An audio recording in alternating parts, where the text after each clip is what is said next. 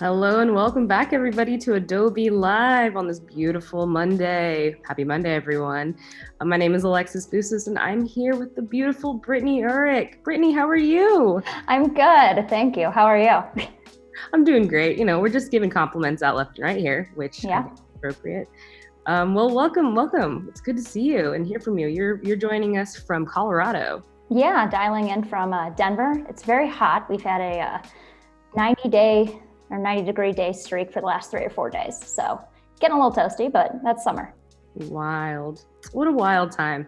Well, I just wanted to welcome everybody to this Adobe live stream. If you're watching from YouTube, welcome. Make sure to jump over to Behance when you get the chance to come and check out Brittney's project once we're done. This is a 2-day stream with Brittney. We're going to be working in XD and creating an awesome app. We'll let her explain because it's going to be awesome. And yeah, let's check out the schedule while we're here right at the top. So we have some awesome designers that have come through right before us. We're going to be with Brittney for 2 days. So again, like if you love her, which you will, you come back tomorrow. And this is the schedule, as it stands. As we all know, the world's a little bit crazy. Last week, Adobe Live in solidarity with Black Lives Matter went dark for a day. So we'll keep you updated as it goes. But we're really glad to be back. I'm really glad to be here. You glad to be here, Brittney? I'm thrilled to be here. This is happening. It's happening. It's real.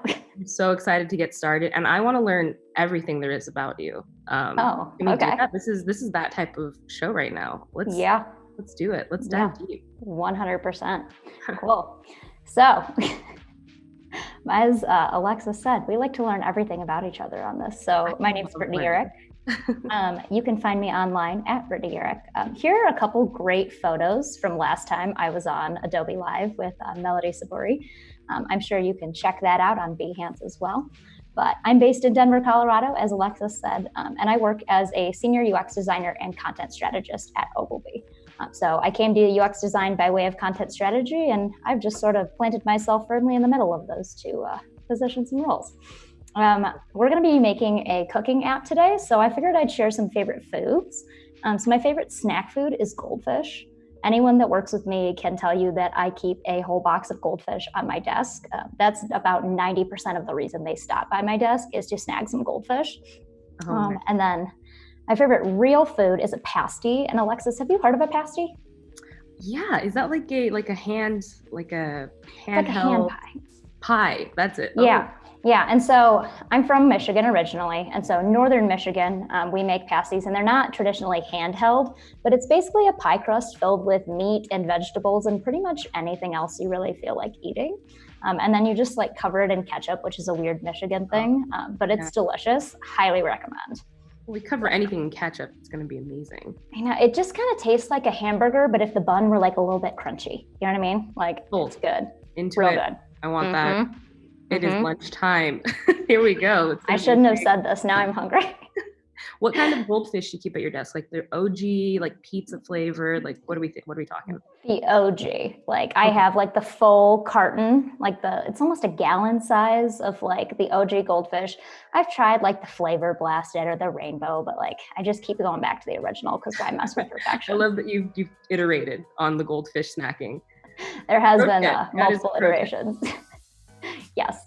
And then I'm currently reading I'll Be Gone in the Dark. I am sort of a true crime junkie. If you've also read this book, would you let me know in the chat? Because like super curious who has read it. It's by Michelle McNamara, and it's about the Golden State Killer, which might be terrifying or interesting to you living in California, Alexis. A little bit of both. I'm intrigued and a little afraid. Perfect. Yeah, it's pretty good. Yeah. Well, awesome. Yeah, before we hopped over, I just want to take a quick minute to recognize that, Adobe Live did, as you said, participate in Blackout Tuesday last week in solidarity with Black Lives Matter. I was really proud to hear that Adobe had done that. I'm really excited that that's something that they are standing for and participating in. I know our moderators are ready to drop some resources in the chat if anyone wants to learn how they can get involved or learn more about the movement. But before we hop into what we're designing today, I just want to take a quick second and ask everyone, how are you doing? How are we feeling? Is there any resources you want to share with us? Because I would love to learn more and figure out how I can get more involved myself. But just wanted to ask everyone, how are we doing today? How are we feeling? It's a great question to ask in chat. When you get started in telling us how you're feeling, it's really amazing. I know I'm very proud to be part of a community that supports this cause, and I'm really glad to hear Brittney talk about it. And we're here together, and we're here to create and make. And Brittney's going to tell us how she is a pro and creates. And as much as XD is a prototyping tool, it's also, and you can agree, Brittney, it's also a tool to help you answer your creative questions. And so I guess the question we have for the chat and for yourself is, are you asking the right questions? So it's great. I'm glad we're taking a moment to do this. We'll get in the chat in a moment once I can get the chat up. But thank you for that. And it's awesome that Adobe is doing this as well. Yeah, I agree. Yeah, we have a lot of hearts in the chat. A lot of hearts going up. I can't see the chat, guys, but thanks. Yeah, I can see your chat now, and we love you. And yeah, these are hard times, but we're here together. So, and we're glad to be here, being creative and making together. Yeah, absolutely. So on that sort of somber note, maybe we'll switch into what we're getting into today. Yeah, I am excited, and I know there's going to be a lot of food picks. So chat, if you're already hungry, I suggest eating something now. If you're hungry, break out the goldfish. Don't make my mistake and leave the goldfish on a different floor. Put them within arm's reach. So today we are going to be diving into Chrissy Teigen's Cravings website. Alexis, have you seen the Chrissy Teigen Cravings cookbook? I have now, and I want to make everything. The mac and cheese is the penultimate mac and cheese recipe on the internet, I believe. There's also a really good spicy miso pasta that she released a couple weeks ago that has been great. She was doing a couple days of live cooking, and so she just posted to Instagram, here's what I'm making, follow along for the day. And that one was absolutely delicious. Could not recommend it enough. So awesome. Yes. We have some comments in the chat we can talk about really quickly, just so you know. Cool. Danielle is saying it's great to see and hear from these creators who are standing with BLM, and Voodoo Val seems to have dropped some resources in the chat as well. So I'm really glad that's also a space that this is happening in, and it's awesome. So as we, in that conversation can continue in the chat if you want it to. We're here, we're open, we want to know how you're doing. And all the while, Brittney's going to make the most beautiful, delicious looking app, and it's going to make us all crave some food. So not to play a on words. Oh, crave. Well, I mean, let's talk about she was on point with that title. I know, right? It's absolutely perfect. So thanks, Val, for dropping those in the chat. But yeah, let's keep the discussion going just as we're hopping through this today. So what we're going to be doing is sort of taking Chrissy's Cravings website and making the app version of that. So this website was launched, I think, back in November. And so I have, sort of gone through and seen, okay, how could we make this an app? There's obviously a mobile version of the website. It's responsive, but I think it'd be really fun to sort of take it a step further. There's the ability to have an account, but there's, maybe not as much interaction as there could be between Chrissy and the fans. So I'm thinking that maybe we'll just create a really fun, unique Cravings app based on this website.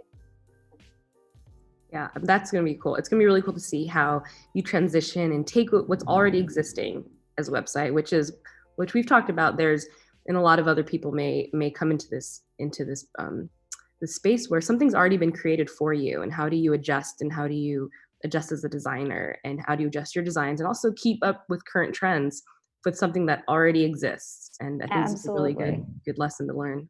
Yeah, and I think last time I was on, we talked a little bit, Alexis. We built something completely from scratch with input from the chat. I'm still going to want all your feedback, all your input, all your suggestions. But traditionally in my day-to-day, I'm working with websites that already exist or apps that already exist. And, we're trying to work with a brand that already exists. So I thought I'd maybe walk you guys through, how I normally approach things instead of, let's just create something fun and new. Yeah, and chat, yes, exactly. Stay in the loop here. We still want your input, but we're gonna get the pro tips and tools happening right now. And also chat, at the end of the stream, towards the end, we're gonna be doing portfolio reviews. So Not Yes. only is Brittney going to be giving us pro tips on her workflows, she's also going to be able to, if you submit your portfolio, help you through yours. So yeah. And where do they need to submit their portfolio, Alexis? Right. So if you go over to the, so actually right in the chat, if you go right above to the chat, we have a great link, and you go to the, I wish I could show my screen, but it's okay. It's okay. There is a link. There is a link in the chat, or should be, and I'm sure if not, then Val will drop it in because she's a pro that gets us over to, it's okay. It's a lot of angling. We'll get it. The moderators in the chat are the actual pros on these streams and help us get around. But there is a link to the Discord, and not only can you find the challenges in the Discord, you can also chat with the moderators and with each other. So drop us your portfolios. We'd love to see them. I will, and we'll get those links to you. Yeah. But I'm excited to get started. Yeah, let's do it. I have sort of, pulled in screenshots of the current Cravings website. So traditionally, before I would even start any sort of designing on a website with branding that already exists, I'm going to go ahead and audit it, right? I'm going to go ahead and take a look at everything on the page and just sort of take note of what exists. And if it's different, if you're, completely redesigning it, you might have some other ideas. But since we're translating it from a website to an app, I just sort of want to take note of what exists here, right? So we've got a nice, beautiful background image. It looks like we've got 5 different sections, right? We've got Cravings, Read, Ask, Watch, and Feed. So those might be tabs in our app. Just throwing that out there as a suggestion. I could see we've already got some brand colors. We've got some doodles going on in here, sort of the signature Chrissy, fun style. And I guess I should also probably mention that Chrissy did not hire me to do this, right? She has no clue I exist. So this is strictly for fun, but like Chrissy, if you want to slide into the DMs, they're open. Oh my God, that would be amazing. Right. So we've got some video features. So I know that's something we're going to have to pay attention to. We've got the ability to add something to favorites. And it looks like we've got a whole bunch of different selections from Cravings, the Read section, which maybe looks like it's just articles about cooking. And then we've got some hot takes, and I totally don't know what that means, but I love it. This is like a sharing from different social medias, or maybe her fans can maybe talk a little bit more about it. Yeah. And then it looks like we've got, some current cravings. So this might be like the most recent recipes. And then I noticed we have this Ask Chrissy section, which I love and really want to make sure that we expand on in the app, right? So you've got, the ability to ask her a question directly and get responses back, but can you continue that conversation afterwards? Like, what does that look like? Can you have other fans, tune in once Chrissy has responded to things and share their suggestions? I think that'd be cool. This is so interesting. This is a very interesting, just like webpage generally. Is that the reason you were kind of drawn to this? Because there are all these various elements that are pretty interesting and new looking. And yeah, I think what drew me to it was, obviously I love the cookbook. My old roommate used to make almost everything out of that cookbook. So I actually have photos of her dishes that we'll share later on in the app. But there's just so many unique pieces to this website, and it also has a really fun brand, right? A lot of times people go really minimal with websites and things like that. And this is just like loud, fun, eclectic, and I'm all about it. Wow, yeah, it really is interesting. So while you're auditing, so what are some of the elements? You kind of talked about some of the graphic elements, like the doodle, something a little bit more around like her style, but are there any other elements that you're looking for specifically? And is this the same every time you audit a space like this? Yeah, so generally I like to look for like what we call content blocks or modules, right? So this might be a module of 3 different recipes. And for those of you who don't know, when I say module, we just tend to divide things horizontally when we design, right? So what do we design horizontally across the page? This I would call something like a 3-up recipe module, because there's 3 in there, there's 3 different recipes, and they're all sort of the same styling, but they've repeated across the board. So I might take a look and see what patterns exist and what patterns I might need to replicate on my end later on. So this might be one.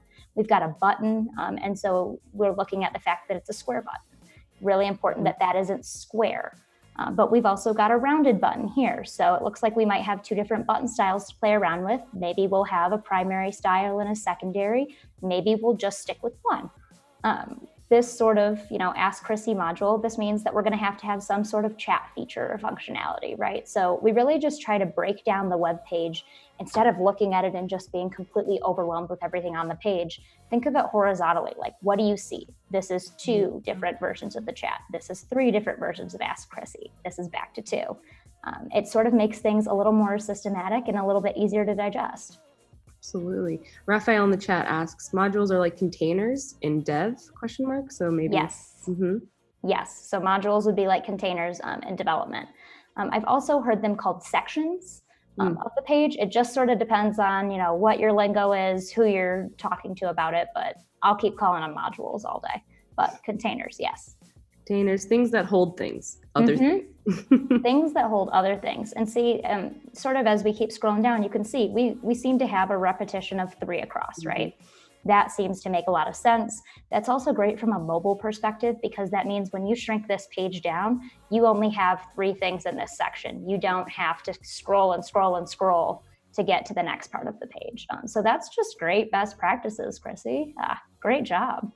And then we've got a newsletter section here, and then all of the sort of social pieces. Very cool. And it's beautiful. It's beautiful. It's going to be like, we have some fun colors here to play with. We have so much. And the photos, I pulled a lot of photos from Adobe stock, and I just typed in watermelon slushy, and let me tell you, the photos are phenomenal. So you're going to be excited. You're going to want to eat and make all this food by the end of this. Oh my gosh. If this doesn't prepare you for summer, if this stream doesn't prepare you for summer, I don't know what will. I don't either, man. I don't know. So, all right. So after we would audit something, the next thing I would generally go ahead and do is pull in the brand colors and things that already exist, right? So I just went over and sampled the colors in Adobe XD just so I could see, what colors we've got going on here. So we've got 5 primary colors. We've got 5 secondary colors. These are sort of our 2 text colors. This is one of our doodle colors, and I'll show you where that pops up later. And then we've got a background in just white, because everyone includes white in some sort of design, right? Looking. Yep. Yep. And then I went ahead and found the Chrissy fonts yesterday, and all but one were available on Adobe. So if you want to design a website like Chrissy, use my new favorite font, Bison. I don't know why it's named Bison. I don't know anything else about it. I just know I love it, right? It's a great font. Font naming. We'll never know truly where it stems and who gets to, but yeah. Does it look like a Bison font? Who knows? But I think there is some description, because I actually found it on Behance. So if you guys go to my Behance profile and you look at my appreciations, you can find a link to download Bison. So you should take a peek at that as well. But Proxima Nova was already in there. And then this is the closest I could get to Chrissy's sort of, font that she uses in the headers and the logos. It's a font that's called No, N-O-E. But I did not purchase it, so I chose to use the next greatest thing, an option in Adobe Fonts Kit. There you go. Sometimes you just have to get it close enough, and sometimes you're never going to find it exactly. Mike just said, how about posting that watermelon slushy recipe? Oh, I'm sure we're going to see it. We're going to see it. If you go to cravings.chrissyteigen.com, it's right there, Mike. Yeah. I think we're going to be playing around with that recipe this whole stream, so just stay tuned. It's going to come up. It'll 100% be there. Yeah, and then you can also see sort of below this, I've called out, where these fonts might be used. So I sort of took my best guess. And when we say H1 or H2, I just mean header 1. Header 1's the biggest. Header 4 is the smallest. So I just sort of scrolled down the page and said, okay, we've got, this seems to be a header 1, right? This seems to be a header 1. So we're going to say Bison is our use of H1. This seems a little bit smaller, not as prominent because it's sort of, not a header for the whole section, but it's still the title of something. So we'll call this an H2. And I just sort of went through the whole page and said, okay, our body copy's here, body copy's the same here, and just sort of pieced together what I would consider the rules, if you will, right? And if you're working with a client or a brand, you can make these up. They might have rules in place, but I just tried to audit and see, what made the most sense. Right. And these rules, I love how you air quoted rules. Like they're your rules for right now as you're starting to create. And those rules can evolve and will evolve maybe as we get farther along in her site. Maybe you'll make a creative suggestion. Yeah. And we might throw them completely out for an app. We might not need 3. We might only use this one for numbers. Who knows what we're going to do, right? The world is our oyster. The world is our oyster. Don't get too crazy now, but we may use a different font. Who knows? Man, that's a big risk, big design risk. It is. Honestly, it is. But I mean, once you get locked down a good font, you don't walk away from a good font. No, and that's sort of how I feel with Bison, right? Like we've made a connection. That's my new font for everything now. Like that's it. I also grabbed some of the Chrissy logos. So we've just got the Chrissy Teigen and then the Cravings logos as well that they're on the site. I honestly don't know where I pulled them from on the site, but they were there. So I put them in this little brand sheet. And then we have my version of bad doodles. So there are some cool doodles in here. You can see there's like a little underline one here. There's some squigglies. Once we get into the recipes, we got some circles going on. So I just went into Adobe Illustrator, popped out that pencil tool and just sort of doodled around myself. And maybe we'll make some more. Maybe we only need these 5, but they exist. They work. Those are some good doodles. Man, for someone that's like not usually an artist, I felt really proud of these ones, especially this like double line. I do like that. Let me tell you. Yes. It just feels very punctual. But we'll keep hopping along. And then I just grabbed, I used the Streamline icon set. Alexis, do you have a favorite icon set that you use? Oh my gosh. So I use when I'm using XD and creating, I actually use the plugin. I use a plugin and I can pull it up. Do you have any plugins that you use or is this normally how you get your icons? No, I have a lot of plugins that I use. I just knew that Streamline had 3 different sections of food and cooking utensils. So I just pulled them right in. But I've got a couple different plugins going on in there for branding. But let me show you my favorite one, actually, because we didn't talk about this with colors. It's called Stark. And so what it does is it checks the color contrast between things. And this is really important for accessibility, right? We want everyone to be able to see what we're designing. We don't want to exclude anyone in our audiences. We want to make sure everyone feels like they're involved and they have the full site experience. Mm-hmm. So they have a contrast checker in there, which is just great because it'll show you if you're WCAG compliant, right? So one thing I did notice, my girl Chrissy's got a lot of red with white on there, and that does not pass if it is a font. So it'll pass if you're overlaying it, but if I went ahead and changed this fill to white, and then went ahead and checked the contrast in Stark, it does not pass if it's normal text size. And she does have, larger font sizes going on in here. But I did run this site through WCAG compliance, and that one's a little iffy. So we're going to have to make some changes. We might be going from red on white to black on red. There it is. There it is. Mm-hmm. This is why we check. We're just trying to make sure everyone can be involved and included, right? Like we don't want to leave anyone out. And especially when you're on mobile, smaller screen. It's your accessibility, especially with sites specifically, and that's what Stark is catering to, is people who have different color blindness or what have you, different levels of eyesight. How much more important does it get when it gets to mobile and something a little bit smaller?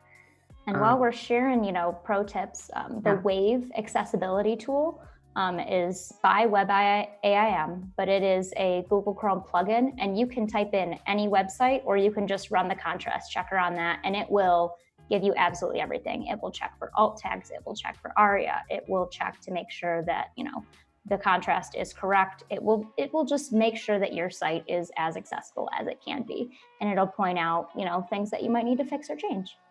That's awesome. Yeah. That's awesome. We love accessibility here. Mm-hmm. So I meant to talk about that while we were talking about color. So thanks for bringing me back. Well, we were talking about some plugins, and Stark is such a cool plugin that we can just use right there in XD. It's so cool. We have some other shout outs for plugins. Actually, so you're asking me about what fonts I use. So I use a lot of XD for a lot of my like early, really quick prototyping stuff. And so I use Icons for Design plugin. Really fast, quick, easy way to pull in an SVG file, and it just works. But it looks like I can't wait to get into your icon set here. It's pretty extensive, so. Yeah, so I just, like I said, pulled from Streamline because I knew they had a food and kitchen and drink section. And I just figured, let's put them all in here and we'll see what we want to roll with later on. But like, we've got a burger and a hot dog and let's see, a birthday cake. Oh my God, the donut. Crab. Is it a donut? No, I don't know. If it's a donut. I feel like it's got it. I'm going to pretend it's a donut because I'm like a huge fan of donuts. So donut. Howard Sinski's in the chat right now, so we all know he loves donuts as well. Shout out there to your donuts, Howard. There you go. You're one donut a stream. Where should I get donuts the next time I'm in San Fran? I have no idea when that'll be. Great question. We should share. Well, I want to hear one from Denver. I'll share one from San Francisco. You want to go to Bob's Donuts here in San Francisco. That's a shout out for some really good donuts here in the city. What about you? What about Denver? What's Denver got for? Or everyone else in the chat, give us your donut racks, right? Like I'd love to hear them. But it's a little bit of a cop out. But Voodoo Donuts has a Denver office, and it is a Denver location. It's an office, okay? Listen, if you take our donuts seriously, all right, we're professionals. The donut office. Professional donut consumers. They actually have 2 locations. They just opened a second one that's like a little bit closer to my house. So I feel the need to go there slightly more, but they're classic. I feel like everyone knows it and it's overplayed. But when I first moved here, I had never had Voodoo. So I was like, need to do it, put it on the bucket list. And now it's just my donut place. They're all the hype for a reason. They're very good donuts. Voodoo Val actually has Voodoo Val. There's your donuts. I mean, do you work there? Do you work for them? Do you get any profit off that name? I don't know. Right? Vanessa says Rainbow Donuts in Berkeley. Haven't tried. I want to try. Oh, that sounds good. Anything? I'm imagining like rainbow sprinkles on those donuts, right? I want to try that. That sounds really. If they're not colorful, I don't know, but they sound great. Yeah, I love donut shop names. So Dynamo Donut SF, that's another good one. And I love Justin. I see you, Justin. More of a bagel guy. And you know what? That's okay. That's all. That's okay. That is just fine. Each their own. I do also love bagels, so there's that. Well, these icons are really great. We're just rolling on the food theme today, but all right, cool. So with that in mind, let's sort of hop into designing this, right? So I mentioned earlier that I had audited things. I have pulled in screenshots of all of the big main pages, and it looks a little scary right now, so we're not going to focus on all those, but we can see sort of the main desktop and mobile screen that we just sort of looked at. So you can see what I'm talking about, where things were stacked in this section, right? On mobile, it's a really easy way to shift from, 3 across to 3 down. But before we start designing on mobile, I just want to take a quick second and, sort of walk everyone through, what's safe for designing for an iPhone 10 and above, right? I don't know how many people knew this. I don't know if this is common knowledge and everyone's like, shh, Brittney, we don't need this refresher. But even if it is, it's important. So we should talk about it. You don't want to design an app that can't be seen, right? So this graphic, I actually pulled in from Apple's UI kit that you get through Adobe XD. So I went ahead and grabbed that. But basically, we just want to make sure that we're not designing in the top 44 pixels. Even though we're designing in a square, we're going to get cut off, right? And then if there's a navigation bar, say if you're on messages on your phone, when you're on messages on an iPhone, you can see messages as the header. Or maybe if we wanted to have really giant headers, this is the space to do it. And then you can see we need to make sure that we're staying within, 16 pixels away from the outside. And we'll talk about grids in a second, but that's our bare minimum space. And then if we want to include the tab bar, we've got 49 pixels to do that. And then we just want to make sure we stay away from this bottom 34 pixels because that's where the home indicator is going to be. Don't want to get in the way. You can see what that looks like here with just the status bar and the home indicator. And then you can see I pulled in the tab bar just so we could all see sort of what's going on. And actually, when you use the UI kit in XD, it has padded it for you automatically. So you don't have to think about it. Perfect. We are 100% going to be using that later on. And then I just duplicated a screen just with the top and bottom so that I remember as we're designing not to use that space. And then we'll go ahead and apply the layout and the grid that I put in there. So do you want to talk about grids, Alexis? Do we feel like everyone's cool with grids? What do we want to do? Yeah, we can talk about grids. Let's talk about chat. We're going to talk about grids for a moment. Why are they important? Why do we use them?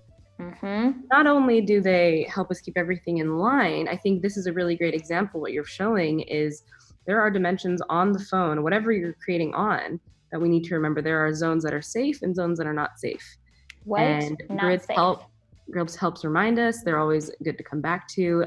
At the end of the day, a grid is important, especially for developers. So it's important to get in touch with your grid knowledge for your developers, but also at the end of the day, it's going to make you a better designer, right? Oh, so, I remember my first grid. Let me tell you, life-changing. It blows your mind a little bit as you're designing, and the tools have only gotten stronger and stronger. So now, obviously, we've been able to like have our designs lock into grids and align to grids for so long. But you remember that first moment, and it does elevate your design. So, what is your preference in grid? Well, are you asking me or the chat? Because I think we're waiting for them too. Chat, jump in if you have any preference of grid knowledge and where you're at. Eric says, do you guys use it? Yes, we do use it a lot. I think a lot. I think everybody who has a design portfolio and a strong one, you can tell, because you can tell that they're using grids. It's an imaginary force that we all are you can't see, but you can see. Maybe that's the best way to... You can just tell. I think sort of the more I've used them, you can tell when a site has one or when a site doesn't, right? It's either very much like that Chrissy site where we just looked at, where everything is, 3 across, then 2 across, then 3 across. I mean, you can tell, even though the 2 across is not the same, width as 3, they're still sitting on something. They're not just randomly hanging out there. You know what I mean? They're right there. They're making sure that everything's in line. I think for iPhone 10, my preference is a 6-column grid. I know a lot of people that when they design responsive sites, they use like a 2 or a 4, but I just think a 6 gives us a little bit more space. It might be a challenge as we throw the tab bar in there. As you can see, they're not totally on board with the grid, but we'll try it, right? We'll play around with it. But I just think it gives us so much more options. And one of my favorite things in XD, you can snap items to the grid now, right? So instead of, having to eyeball, I used to be like a counter. I'd be like, okay, oh boy, everything needs to be like 8 pixels apart. And then I would try to make sure. But now I just snap things, and you can snap to the gutter, you can snap to the actual column, you can snap wherever you want to snap. And it is game changing. Snaps for grids. Literally. Cool. So that said, let's hop into designing something, right? That sounds fun. We're going to turn our grid off for a quick second, and we'll just go ahead and duplicate this so we can use this later on. I did not hold Option down the entire time. My bad. So sort of what I was thinking for today, Alexis, is maybe let's design the main homepage for this app, and then let's try to get through a recipe and just see where we land. And then tomorrow we can maybe dive into some more of those, sort of user functional or features like commenting or favoriting or liking things. How's that sound to you? That sounds great. I love that. I think Awesome. That's going to be a really great place for us to land on tomorrow as well. Cool. Do it. All right. So first things first, I'm going to quick add some assets to the library just based off of my colors, fonts, everything like that. I pulled them all in so that we could add them to our design system in XD. Does anyone use the Assets tab in XD? Let us know in the chat if you're a big fan, because I am. Looks like you are. Yes, I am also a big fan. Look how easily all your colors are going in. So smooth. It's so fast. And even, these might not be the right size fonts we want, but I'm going to add them, right? 40 is going to be way too big. I already know that once we get started, but we can edit them. We can change them. But the point is they're there, and they're fast, and you can get your whatever text you want into that same font and work on that sizing later, but it's there. all of your essentials that you're always going to be coming back. You don't no longer have to search across your art boards. Where did I leave that one that had the list of all of my fonts and my colors? It's all just right there in your side panel. Right. Well, and even I'm just adding the doodles in as components, which makes things a lot easier down the line when we want to put something back there. You know what I mean? When we want to include those doodles, I don't have to go back to this artboard, copy them, paste them, hop back into wherever I was designing, and it just makes everything a lot faster. I'm all about it. Okay, I love the speed of XD. Oh, so quick. So I have a question for the chat, and I would love to hear your thoughts. So we can either go for, sort of a traditional homepage where we've got the daily roundup here where you can see things from watch and cravings and read. And then I don't really know if we might include these hot takes in the app. Let's just take them off the table for now and talk about it later. But do you want a traditional homepage or a feed where you can see sort of everything that's been posted? Or do you just want to get into like the cravings, right? So this is the cravings page with all the food, all the recipes. Like when you're landing on a homepage of an app, tell me what you want. You want to see a little bit of everything, or are you just here for the food? Yeah, okay, so everything, a little bit, or food, chat. Here we go. Yeah. So do you just want the recipes, or do you want the recipes and the pro cooking tips and the cooking videos? Let us know. Let's give the chat a second, but I know where I stand with this. Yeah, how do you feel? I think I'd want to see those recipes. I've heard a lot about Chrissy Teigen. I know about her food. Maybe I follow her on Instagram. Maybe I'm downloading it because I'm like, you know what? It's time. I'm gonna make all that food. Now all I have is time to make it. So yeah, that's sort of my gut too. But we got to give the people what they want, right? Make sure everyone's happy with their options.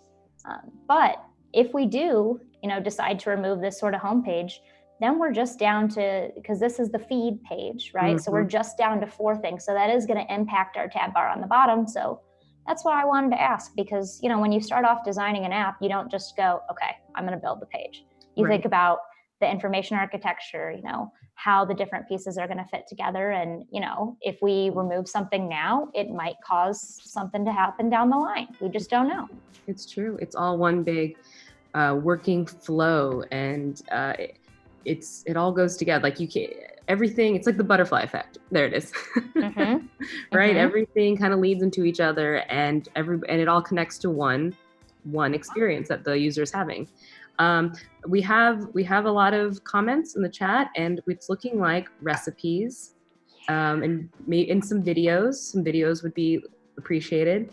But recipes seems to be, or jumping straight into the recipes seems to be the vibe. Maybe we just have a videos tab, right? So like Chrissy's got the cravings, read, ask, and watch. Maybe those are just our 4 sections, and then maybe that 5th column is our profile, right? Maybe that's where you can see your information. I feel like that's a pretty typical thing for apps to do, right? Yeah. Well, especially with the recipe apps, right? When there's a lot of, or any type of app where there's a lot of information you're sifting through, you're going to want to like take a moment and take a breath and maybe save it for later. Maybe you're not going to be able to. And so where do those normally go? Maybe they're maybe the recipes you've already tried. Maybe you want to try them. Where can you save those? That's kind of what my thought is with the profile in these types of spaces. Yeah. It's your handheld recipe book. Yeah. And you know what? I don't know about you, I have been cooking a lot more lately with the lockdowns, just trying to make sure that I am cooking, eating well. Mm-hmm. Restaurants really were only open for takeout for a while. So I found myself making a lot more food. Mm-hmm. So, hey, that's not a bad thing. Absolutely not. Chat, is everyone, hopefully everyone's taking care of themselves, and is cooking something that you're learning how to do? I think that's a big one. A lot of people I know who weren't good at cooking are now much better at cooking. So Yeah, let us know what better way to get started than with an app. Do you have a go-to recipe? This is the question. Yes, and it's Martha Stewart, not Chrissy Teigen, so whoops. We're crossing our influencers. We're just really hopping into the world of cooking.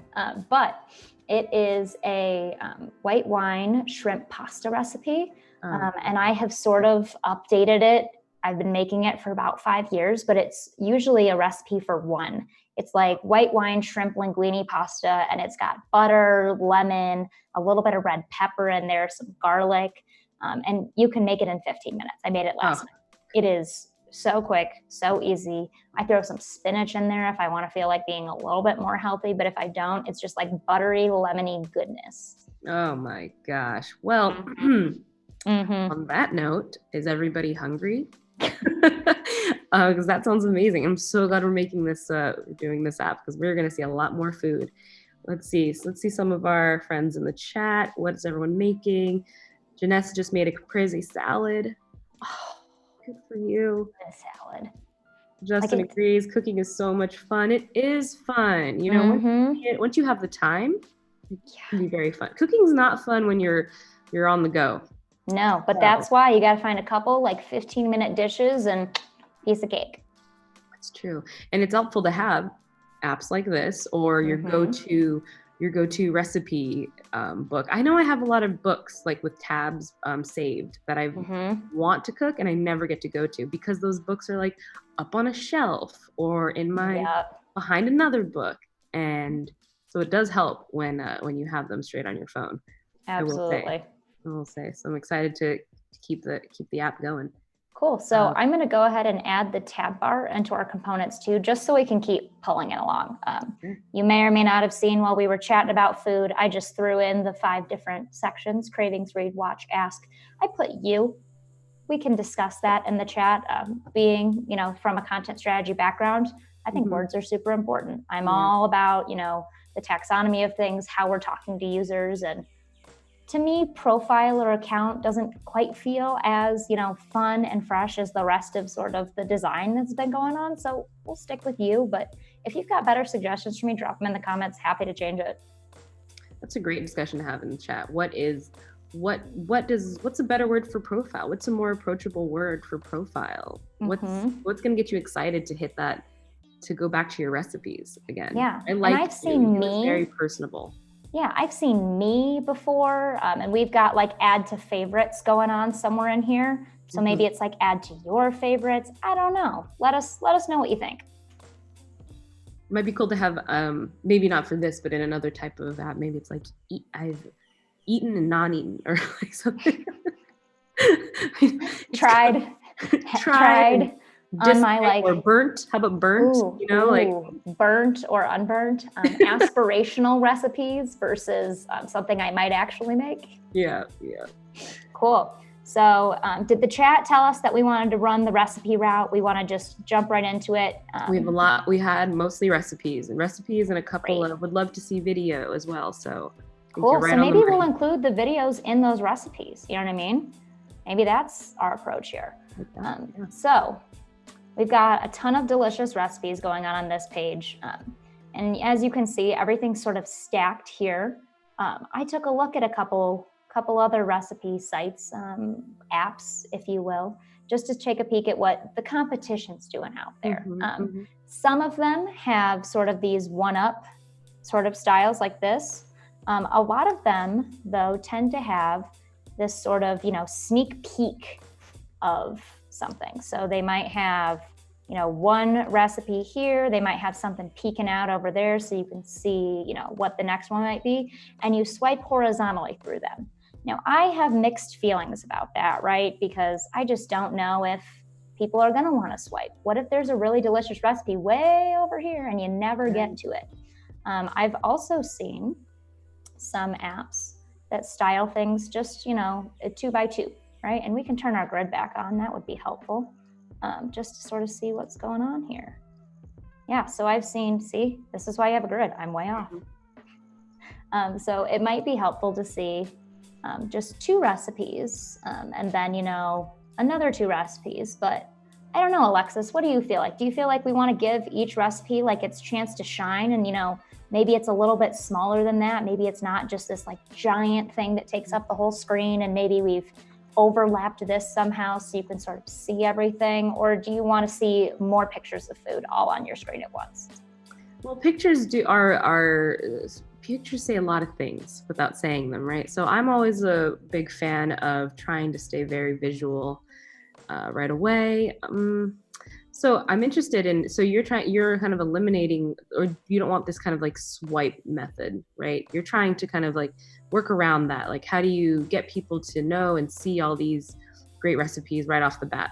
Yeah, and to be totally honest, I mean, the website launched in November, so I know there are a lot of recipes, but I don't know if we have enough like Food Network where they've got 20 different versions of mashed potatoes that they could share and you can swipe through, right? Mhm. Maybe down the line there would be, but I don't want to, go by category and have a category of Right.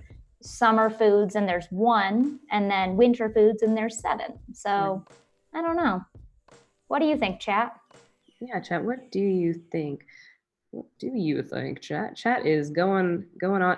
Janessa thinks more visuals, less text. Okay, all right. So we Cool. like the idea. We're liking this idea generally, and I really like what you said around content-wise. If you don't have it, why create in a way, or right at the beginning of the start of your process to include more content that maybe you don't have yet? Or Mm-hmm. is it a good thing to make those buckets at some point and be aspirational? What are your thoughts? Kind of sounds like you went a way of, if it's not there, let's not create for it. Yeah, I think, you want to make sure that you're future proofing things. So you don't want to think so narrowly or within, the next 3 months, because what if it takes you 3 months to develop the app, which Yeah. never happens. It's always more than that. But let's just say it took 3 months. And then you have doubled the amount of recipes, right? Do you then have to rethink your entire design? So I think as long as it's future proof, it's fine. But you know what might solve this is some filters, right? I know I pulled them out over here so we could see them. We've got, categories and tags for things so you can search it. So maybe we go for, bigger, more impactful visuals so that it stays, really bright and fun and colorful. And then we make sure people have the ability to sort through things on their own rather than sorting for them. What do you think? I think that sounds really great. The chat is saying a lot of things. Terry's saying, yeah, give us the nom visuals. So I'm guessing nom nom. Is that short? It's got to be short for nom nom nom. It's got to right? be, exactly. And Cornell says there are not many people who like to read nowadays, so maybe go straight to the visuals. It's a real thing, and maybe when you're hungry, you eat first with your eyes. I don't know who said that quote, right? So a lot of chefs know this, and maybe this is a good practice to bring into the digital experiences of food as well. Yeah. I know when I see a beautiful photo online, I know I kind of judge a recipe based on the imagery that I see first. Based on that slushy, yeah, or exactly. that pasta. 100%. How can I argue with that? It's probably going to be delicious. Oh, and of course, you have to try it and see for yourself. But for me to click that initial recipe or initial link, it's all about that photo. Well, and you know what I'm thinking as I'm looking at this? I'm going to go ahead and self-eliminate this section, and that's done. We're not going to do the swiping. But as I'm looking at this, I think it might be hard to see the titles for some of these, right? And the titles aren't long, right? Loaded mac dog, spicy miso pasta, taquito nachos, those aren't long titles. But if you've got to shrink it down to fit, the 3 columns of our 6-column grid, you might be going with a pretty small font. And I just don't know if we want to do that, right? That's a size 10, 14. It's still okay, but I think we might want to just feature the imagery and then, I don't know, let the content fade away a little bit, but still include it without feeling like we've got 4 different options happening. Right. What do you think? I love that. I love that thought, and I love that we brushed on filters before.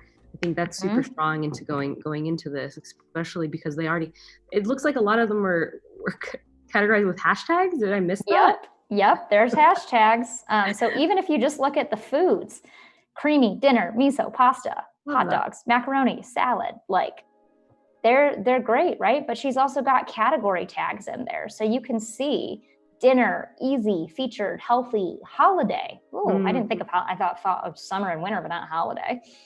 So there are some categories in there. So maybe let's just roll with that. Stick with like the big impactful visuals and go from there. How's that sound? That sounds really great. Janessa brought up another really great idea or thought. Is there a way to preview ingredients you need where you're hovering, maybe hovering or something over the image, or just working with ingredients specifically, kind of going that way first? Yeah, you know had a what? little discussion about ingredients and before in terms of maybe this pairs with a fridge of the future, one of these newer Mm-hmm. fridges that kind of will do your grocery shopping for you. So Oh, that would be great. Yeah, I mhm. think maybe we have she's got categories and tags. Maybe we just add filter by ingredients.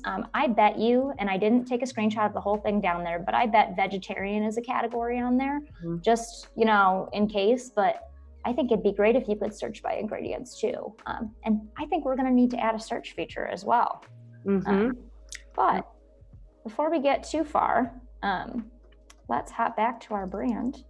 And I'm going to pull in the black font and the black logo, which I should add as a component. There we go. Right. I'm going to pull that in just because we know that white on red is not accessible. And I'm going to have to, because I made that one or screenshotted that, I'm going to have to use our font to make it real. There you go. And that's why we put character styles on the side, right? Like, how much easier was that than, trying to find the font, trying to remember, picking the size of it, all that jazz. Love that. And then you can actually use one of your own doodles. Yeah. This. Yeah, let's try this one, right? That seems like it could be a fun doodle. It's not the exact Chrissy doodle, but you know what? I drew it, so it's still important to me. And I love that. Important to me. I love that. It is important. Howard Pinsky asked a really important, seemed to stir a conversation in the chat. Oh, by the way, Howard Pinsky is still watching the chat. Well, still watching the stream right now. Shout out to you, Howard. Hey, Howard. He asked a very important, I think, I don't know where this came from, but it's so important to maybe our generation. Is a hot dog a sandwich? Yeah. I'm gonna go with the super controversial answer there and say no. And I don't have any evidence other than a gut reaction. It's just no. A hot dog is a hot dog, right? Like its own thing. It deserves to be its own category, right? Like, it deserves more than a sandwich, because in the sandwich category, you have paninis. You have, sandwiches that are deli sandwiches. You have my personal favorite, which is just a straight peanut butter sandwich. No jelly, no nothing, just peanut butter. Yes. Yeah, so, I think that hot dogs really deserve to be their own category. Well, there it is. And Brittney, I know I liked you for a reason, and that answer might have been solidified it. That was it. Great. What does the chat say? Did I just, alienate a bunch of users that are in the hot dog as a sandwich camp? I think everyone's just as torn as you are, to be honest. Yeah, I don't think this is a controversial topic generally. Should be, right? It's a big thing to think about. So let us know, is a hot dog a sandwich? Yeah. I'm sure the chat has already been talking about it, but I want to hear. I want Alexis to read your responses to me so I can feel included. I will absolutely read any more hot dog sandwiches. Oh, here we go. Laura says hot dog is not a sandwich, but they are relatives. Okay. I can get on board with that. You can't argue with that. I can 100% support that. Cool. So we've got, as we're talking about hot dogs, we've got sort of our header going on here. It might be a little bit bigger than it needs to be. It doesn't need to be 74. 50 feels a little small though, so let's try 60. And, if we were designing this, with all the time in the world, we would really think about this, right? We would go out in the world and see, what's the right size here? But I'm just rolling with what feels correct. And I'm gonna hop back over and grab some icons, right? I think we need to find the search icon, add that as a component in there. I'm just gonna, add the bookmark, because I know Chrissy's got that in there. Maybe a settings that can live up in that navigation, and then we'll hop back to some other things later. But I also realize as I'm talking, that navigation bar is 97 pixels on Apple's standard stuff. And I don't know that we want to go that big. That just seems huge, right? Large, yep. Yeah, so what? I'll do some math. that's about half of it. I don't know. I was feeling better about my other size, so Let's hop back to 60. We'll just go a little bit of an in-between. Yeah. That works with her style as well. In terms of like copying over that type and that style, they're leaving a lot of air. They're leaving a lot of room. Letting people breathe. And again, we'll just quick double check with Stark. Oops, my bad. We'll double check this one. And if anyone's just joining us, welcome. We are here. Hi. We're here with Brittney Urich, and we are making an app that will make your mouth water. It is using the prompt, the Chrissy Teigen's Cravings Cookbook, and we are creating an app pair for that book. So welcome to the chat, or welcome to the stream. If you're joining us from YouTube, hello. Jump on over to Behance to see where this awesome project will live. Yeah. And in about 33 minutes, we'll have a portfolio review. So that's coming up pretty quickly. I bet you're all excited. Should be. Cool. So I'm just going to center everything. Just a quick little line. Make sure it's all in there. So we added search. I'm sort of thinking, call me crazy, what if we added the filters as sort of like a sticky nav below in like that fun, like light pink color we've got going on. Maybe it's more of a salmon. I wouldn't call it pink. It is more salmon. I like that idea. That. Do you think that she picked that color intentionally because salmon is a type of food? Let us know. Yes, I think everything. Well, she is just a character in herself, right? So I think everything does have a reason and a purpose and is intentionally supposed to be fun and silly and interesting. So it's super interesting, actually, branding wise, like how this book is branded. Oh yeah, I mean, she's done a great job branding it and turning it into something that is sort of an empire, right? She's got a collection of pots and pans and everything at Target and Macy's, and plates that I've been like really trying to get my hands on but haven't gotten yet. So yeah, I think there's a lot. Is this a style that you're typically drawn to as well? So do you feel like you feel comfortable in this style creating? I actually think that I am much more minimalist normally. And I think that's why I was so excited about it is, a lot of the time I have had some clients that want some illustrations, but not quite doodles, right? Like more professional illustrations. So I actually think I was excited about this because it's not my comfort zone, right? Okay. It's a weird space to be in. It's fun, it's fresh, it's different. And I think that's what makes it exciting. Mm-hmm. It breaks some rules while still staying within things. There's a lot of rules. Mm-hmm. Rules are meant to be broken, except when they're, important. Grids are not meant to be broken. Right, except for when they're there to help you and elevate you. Mm-hmm. That's what the grid is. The grid does. I know for a lot of early designers, the grid is very intimidating, and it is. And there's a lot of designers that like to actually break it as a practice and be different. And there's nothing wrong with that either. But when the grid's there to help you. The grid's there to help you. So the grid's there to help you, not hurt you. Exactly. I will say when I first started doing it, I was like, what is this? I can only put things in this area of the screen. It takes a minute, but it really changes everything. I mean, you can just see with me just eyeballing how wacky this is without being, aligned to the grid. Mm-hmm. Mm-hmm. So interesting how that works. We got a mic drop happening in the chat really quick about that hot dog situation. If you want to hear. Yeah, I do. Give me the deets. That let me know that according to Merriam-Webster, whenever someone starts a sentence like that, I know they did their research. They're coming for me. Maybe you know the answer already. It says apparently the hot dog is a sandwich according to our dictionary. I know. I'm that person now. I'm that person that called a hot dog not a sandwich. I'm so sorry. It's okay. It's just like we were talking about. Rules are meant to be broken. Yeah. Who defined?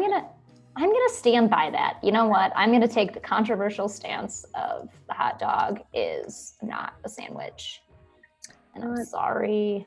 Okay. So here raises an important question as we think about translating websites to apps, right? So I grabbed these screenshots of Chrissy's category tags. So you've got tag, category. The way that they are signaling things is with a big long line. Is that obvious enough on an app? Does that look like something that you can interact with? Because my gut reaction is, Yeah, it's interesting. Yeah, I mean, I don't know. What do you think? Chat, what do you think? I think, when it comes to, that generally that hit area, it doesn't feel like something that I've seen in other mobile apps in terms of this kind of like search. But again, like this is an interesting case and this is a great example of like rules meant to be broken. And that's something that they've gone and done with their website. Is it something that can translate it all over to the app? Yeah. I mean, maybe if we swap it'd be interesting to see it prototyped, right? And so this is where once things are laid out and you put it in front of someone, is it obvious? Is it not obvious? Maybe it is different as a convention, but it's totally you can fully understand it. Yeah, but you know what? Let's try it. I think your point of, it'd be interesting to see it prototyped and tested. Let's try it. And I think, if we don't like it or we feel like it doesn't make enough sense, or, if we break these out and the drop down doesn't quite work for us, then we might need to rethink it. But for right now, that's the beauty of working with something that's already got, an app, is you can challenge what already exists, our website. But you also already have sort of a guiding light, right? They know what they had envisioned, and that's what we'll try to work with. And if it doesn't work, then we'll shift. Is that something you come across in your work when redesigning or designing alongside a already established maybe brand or something where you have to kind of let them know that something may or may not work? And how's that conversation go for you? Yeah, I think when you're working with a client, especially, you just have to be really open and honest and be willing to have those conversations. So what we generally do when we do an audit, we'll give them an output of it, right? And a lot of times we'll find that things aren't accessible, or we'll find that, there's way too much content on the page relative to the white space that exists, or there's just paragraphs and paragraphs of text, and that's why they're not getting engagement. So I think you just sort of have to approach those with curiosity rather than, criticism. And so think about, why might they have designed it the way that they did, right? Why is this, page how it is? A lot of times you have a lot of input and a lot of people that, want to have a say. And so that's how people end up with these web pages with so much content on them, because everyone's, brand or department or whatever it might be needs to have a voice on that page as well. You can't just have one person making the decisions. So while you could have an ideal state, you're almost never going to get there, because you have to think about the business needs as well as the user needs. So that's something that we have to talk about all the time, right? What's the most important content on the page? And, what sort of the things that we can't touch, but all of the things that we can and we can play around with, how could we envision that to be a little bit of a better user experience? So these are the pro tips. These are the level up moments that once you're working, and you and specifically Brittney works in an agency space, right? So these are the types of things where you as maybe a consultant have to advocate for. So it's not just starting from scratch and creating half the time. It's actually, you're working backwards. Yeah. In a lot of ways. And it's really interesting. And this is, we learn from each other's process. This is a really important side of the process of design. Oh yeah. Well, and I'm there to advocate for the user, right? So I want to make sure that they're getting the best experience, but I have to make sure I marry that with business needs, right? You don't want to just, the user needs this, we have to completely cut this, video that was driving 90% of your engagement because it doesn't fit what your typical user might want. We got to make sure that the business is happy at the end of the day too. So it's always a compromise. Love it. I love the marrying of ideas and how you communicate that to the actual stakeholders. It's one of my favorite parts of design now that I've been in for a bit.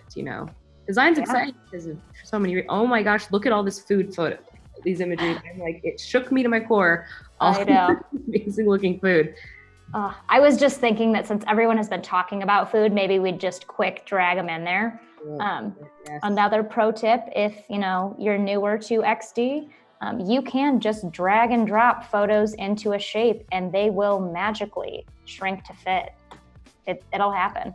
So let's see, we got a lot of options here, but I also want to take a minute to shout out my old roommate Kat for making, first of all, this was the most delicious Chipotle honey chicken with a mango avocado salsa I've ever had in my life. I've made it again. It is nothing compared to her original. So I know she sent me all these food photos, and there was one where I just thought, wow, that looks like a professional photo of food. It might have been that one. There's a lot. Sneak that one in. Oh my gosh, amazing. We're gonna sneak the lettuce cup in. The lettuce cup. I got you, Kat. Chrissy will see the lettuce cup. She will know. I mean, look at how beautiful that is. Chrissy, if you're watching, highly unlikely. Love you. Yes. Chrissy, if you're watching, please let me know in the chat. So let's see. So we've got, there's sort of the same line. You know what? Let's try this. We've got the same line branding. And I'm wondering, chat, here's a question for you. Do you think we need this descriptor, right? It might be helpful on a website, but maybe we just need vodka watermelon slushies and the hashtags, right? Maybe we just need loaded mac dogs with hot dogs, macaroni, and salad. Let us know what you think. Also, do you think we should be able to add to favorites right from the homepage? I feel like that makes sense, but maybe that's just me. Oh, that definitely makes sense to me. I love the idea. I mean, as much as I do love her copy, and I do. It's hilarious. It's pretty funny. Like that last one is, what was it? You'll never have a hot something the same again. It's just. Yeah. You'll never look at watermelon the same again or something like that. Yeah. Great copy. Yeah. And well, this goes along with kind of what we were talking about. Like, what do you leave and what do you take? And when something's so good, it's hard to leave it. But in terms of the experience, you got it. Yeah. And you know what? I think that we can make sure that copy's still included on the recipe page, right? We don't have to silence the, fun and witty copy. We just need to make room for other more important photos of food on the homepage. Right. Because this is our main goal for the homepage. Janessa says, yes for add to favorites. Justin says, no description. So really just echoing what we're saying, which is great. Feel really in line with the chat right now. I feel like the chat and I are on the same wavelength, and maybe that's just me assuming that, but I sort of feel connected. No, the chat is on your wavelength 100%. Great. Let's see what else. Yes. Adding to favorites sounds good from Laura. Great. Awesome, guys. Actually, we had a great question from Janessa earlier asking about this type of project. The question is, would this be a good portfolio project for a junior designer? Like creating an app prototype based on an existing business website? Yeah, I think it could be.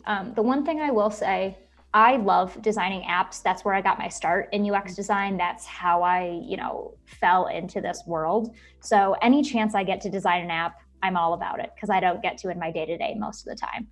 Some people love it. Some people want to see that, you have the ability to rethink a website or, make improvements to something that's mobile or responsive rather than just creating an app. But I think if you're looking to add something to your portfolio, this is a really unique way to, sort of take this on, right? You already have the branding elements that exist. It's very obvious that, you weren't hired by this company to create it, but it's a really great way to show that you understand thinking for mobile. And with how often we're using our mobile devices and, using them as our main way to access the web, I think there's no reason not to. Well said. Well said. It does come down to a preference, but how important it is to kind of showcase that knowledge. This is a great exercise. And you're right. Like we're going to know you're not sponsored by Chrissy. No. sadly, but taking, or, I've seen a lot of projects like working with Nike, like larger brands, and just kind of roaming through it and exercising with it. And it is nice when there's something already established that you can move around and you don't have to start at step one.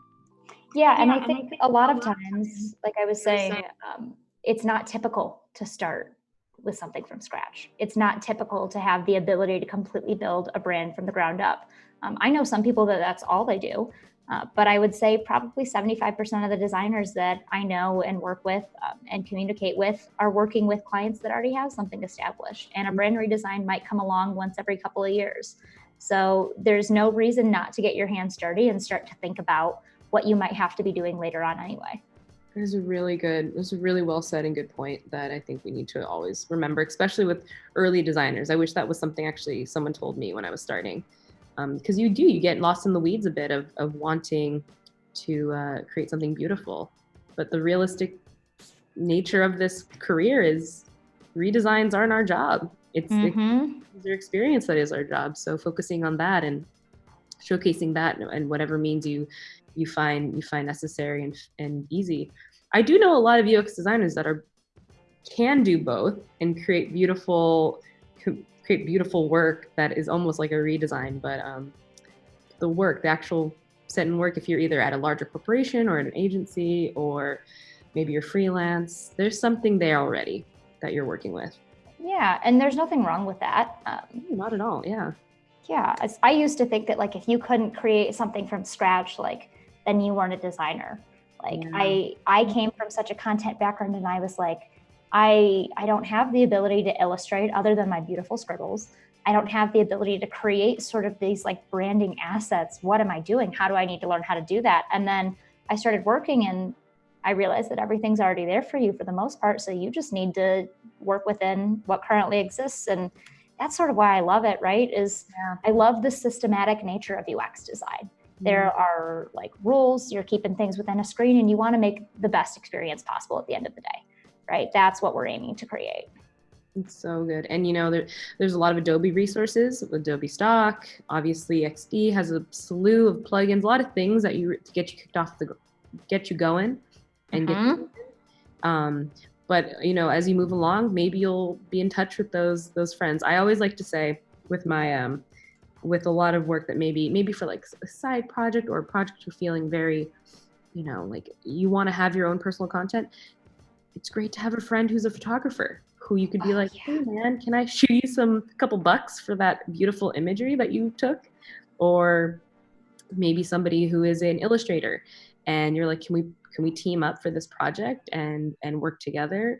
So down the line, you can get more and more involved with that creative process. But as to start your UX career, it is about learning how to work within the system, and not just the grids, but also what are the constraints and what are the actual fundamental pieces that everybody's working with, and how do you rearrange those to give your user the best experience. And that it's kind of like a puzzle. We're kind of like the ultimate puzzle solvers. That we are. Yep. Yeah. Pascal asks, how much time would you put into creating this app as an exercise? So I don't know exactly what this means, but I guess maybe they're asking a little bit more around. Maybe Pascal, you can let us know what you mean. I think you're going down an interesting route with your question. Yeah, I wonder if it's, how much, if this is an app for an exercise, right? Maybe like how much time is too much, right? We don't want to spend a week on this probably, right? I would think maybe if you want to spend a couple days on it, right? And maybe not the entire day, maybe just give yourself, a 4-hour chunk here, a 2-hour chunk there. I mean, we're talking and designing, and we have not gotten a ton done, but we've gotten some stuff done. Yeah, maybe give yourself like, I don't know, start with like a 2-hour time limit and see where you land.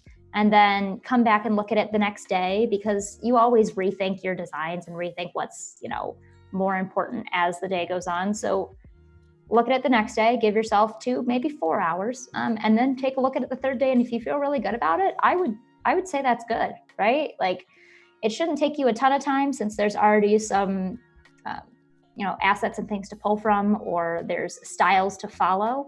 But I wouldn't, spend your entire week just trying to create one thing. I would think even if you only had 3 or 4 screens, better than what you started with. Absolutely. And Pascal got back to us, and Pascal, I don't know your gender necessarily, but Pascal said, exactly. That's exactly the answer to this question is how much time do you need if you're exploring a new idea? And I think you answered perfectly. Great. Janessa actually said, was asking about the bookmark earlier and asking, would it be fun or too much to make a bookmark a food related icon? Interesting. Ooh. And that I think is where we get into this question of how much do we want to keep it true to the website? Are people even going to visit the website if they're downloading the app? One thing I was just thinking through as we're talking is, how do I make sure that people know that this is the image that's tied to this? Well, that's why Chrissy's got the line there. Like, that's why they designed that. That makes a lot more sense to have something that physically connects it. Because I was thinking, maybe we make this a card. Maybe we do something that's, a little bit more interactive, but I don't know. I kind of like the unique nature of this line pattern going on. What do you think? I do like the line. I think you dragging it a little larger actually made it a lot more visible and kind of connected me more with her site. So I think you're on a better state than it was before with that. Cool. Yeah. Cause I was just feeling like it didn't we'll try 45 maybe. I was feeling like it didn't make a whole lot of sense. And, if you have a dark pattern, again, accessibility, you have something that's really dark on the background, you might not notice it right away. So we got to make sure that we're tying that in. Absolutely. Yeah, you can tell a lot of her images, are of the same photographer, of the same style. So you have these high contrast colors to maybe a lighter background. Maybe a flash has been used, maybe like some type of fun. Yep, there's always that little space I'm noticing as we're scrolling through this. Chrissy, look at that. I don't think you see, but we've got a little bit dark here, but you got to make sure it extends so that you might be able to see it. Yeah, okay. Cool, so we've got sort of our initial cravings page. How are we feeling about this? Looks great. You want to hop into like a recipe? Yes, and I am never been more excited for lunch, I will say. I know. I was thinking, I'm not really hungry. And then as soon as I started looking at all the photos, I went, okay, I should have thought about this first. So I will say the recipe I pulled out was the spicy miso pasta. Are we cool with using that? Or do we really feel like we need to get like the watermelon slushy going? Because I can hop on the website, pull that recipe down right now. Let's do the miso pasta. It's a great image. I'm interested and that's different. Cool. All right. We'll do that. And, normally I would make all these next to each other, but since I pulled in these sample screenshots, I just think it's easier to actually follow along with it and make sure we're getting all the content on the page. Okay. So that said, I'm actually going to leave that bookmark because I feel like we might want that later on. Let's find my pasta photo. I know. Wow. There it is. Look at that in all its glory. And I mean, when I was pulling these in Adobe stock, I was just like, okay, how many delicious options for food do I have? Because this seems like too many. Oh man. Oh, and I see. So I see you did what I did a couple have done in the past, which is I'm like, I'm going to drag this in. It's like, I need to make that container, but look how much easier it is when there's a container to pull it into. It is so much easier. And it's just something, sometimes I don't even think about it because a lot of the times we're working with photos that might not be as high res. And so they're not always the right size. And they're sometimes a lot smaller than that. So as soon as I pulled that, I was like, ooh, container first. Yeah, happens a lot actually to me. Pro tip, make a container. Don't do what I just did. Cool. So I just want to point out, I found like a teal-ish plate so that it seemed like it went along with, the same vibe we were going for here. Oh, smart. I like that. Okay. So just in terms of, we were talking earlier about, what sort of modules or things I'm seeing. I noticed right away, this is likely an actual tag on the website, right? She didn't just throw cravings in there. This is probably how this whole page is tagged, and that's how it lands in the cravings page. So that's something we may or may not have to account for on this app, right? If we don't have a whole feed page where we need to have the tags for each individual thing, maybe we just don't need that and we can just jump right into the name of the recipe. What do you think? Interesting. Yeah, I mean, it kind of goes back to what is at our original page, and what is going to be kind of like the mechanic of moving around this. I do like it aesthetically, Okay. Okay. but in terms of, maybe a use, this is where it gets dodgy. Chat, do you have any thoughts on this? Chat is just really excited about the carbonara pick. Yep. Well, and one thing I do want to call out, we talked earlier, this white on red isn't accessible. So our app might not be as, beautiful as this, looks. And it is gorgeous, but we want to make sure that we're creating something accessible. So I'm thinking once we put black on there, it just might not be as exciting. Okay. Yeah. Yeah. What do you think? I think I agree. I think let's go with that. Let's cool. Change that. Maybe we don't need that tag, and yeah. Something I just noticed that I'm going to call myself out on is that I meant to start with a background of this, because Chrissy's got a background color of this sort of subtle off-white, and it just sort of tones everything down a little bit. That really helps. Yeah. It's not so in your face. And I think because you were saying the color contrast was so high on these images, and I agree, but I think just not a stark white. I'll show you again. Oh man, no, it definitely makes a difference. It just makes it a little bit calmer. Most whites we're seeing on any screen isn't actually a true white. That's a lot. Yep. That's a lot, especially when your brightness is turned up all the way. If you look at any place, any area where there's white, it's not an actual white. It's rarely an actual pure white. So yeah, and I just applied it to the background of the screen now, so I don't have to play around with a rectangle and things going on. So I'll just go ahead and do that here as well. And we've got our colors over here, but I'm gonna, just for fun, grab the eyedropper and do it myself, because I love that you don't have to actually click in and then click the eyedropper and then move over. That's like one of my favorite faster things about XD. Yeah, awesome.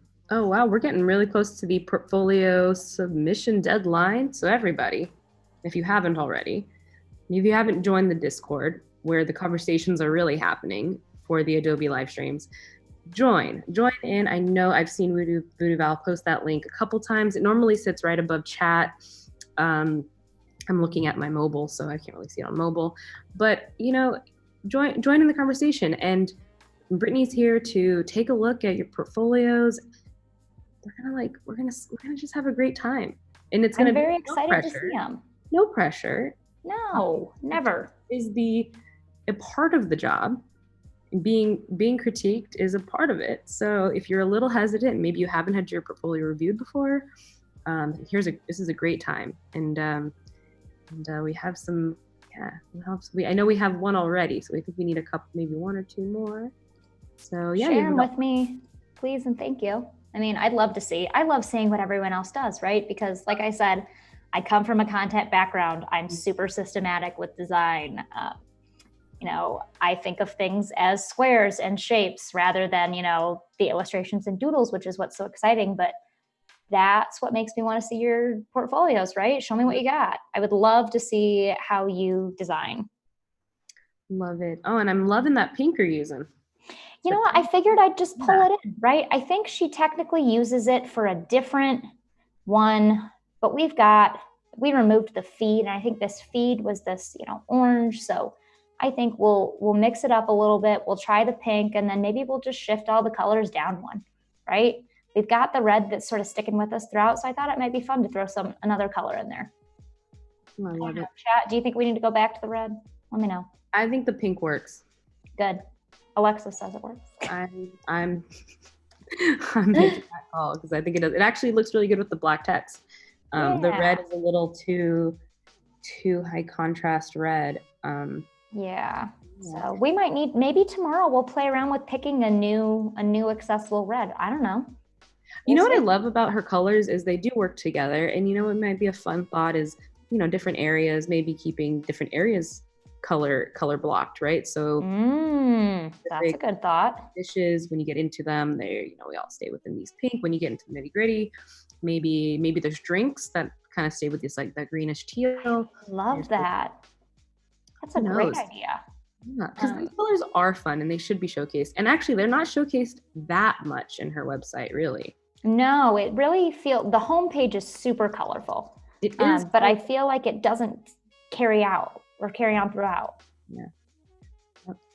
So this is where it gets fun, right? Mm-hmm. Like colors. When you get into color, we're having fun. See, we have about 4 minutes, and I did want to address one question in the chat before we get into it. Yeah. There was a conversation going around. Let's see if I can find it. Hand sketching first. So, right now we're kind of jumping straight in, which is great because it's beautiful and fun. Do you have a part of your process, some wireframes or some hand sketching that you might do?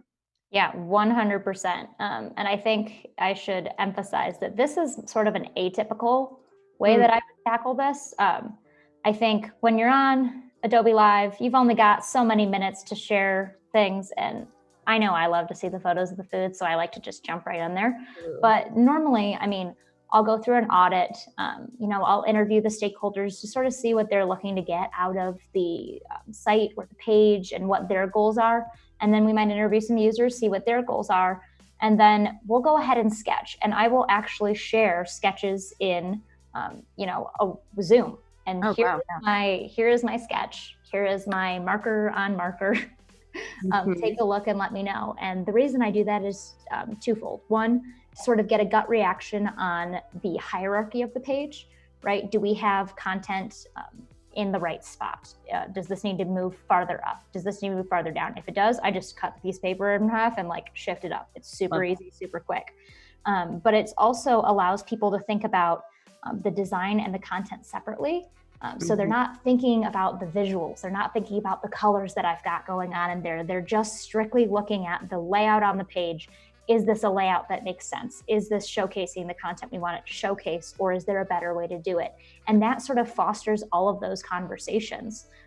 But it also gives us something to align around and something to rally around and come back to. So if we go, too far away from that sketch, then we might come back and say, this is the reason that we all agreed on this. We all thought that this made sense because of X, Y, and Z. So that is definitely something that I will advocate for all day long.